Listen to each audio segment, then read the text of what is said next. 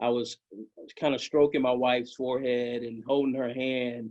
And the minute that the baby, that Taylor came out, I was gone. And she was like, Devon, Devon, Devon. And I was nowhere to be found. But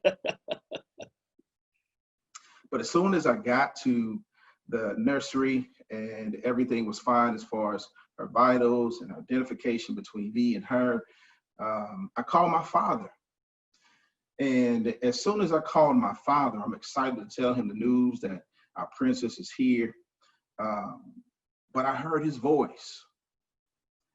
And as soon as I heard his voice, I became that ball of emotion.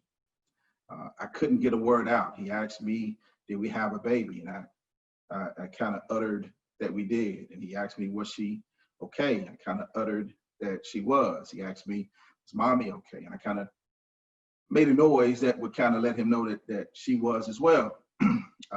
But then I started crying profusely. I couldn't stop.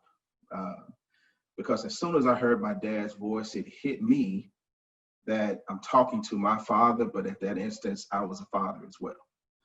We were on a military installation, and at that time, the policy was that fathers could not be in the delivery room.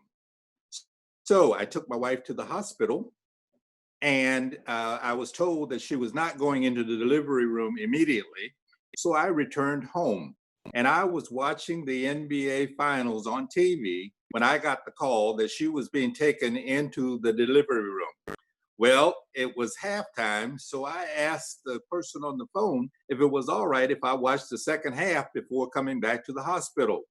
So 48 years later, I'm still trying to live that statement down.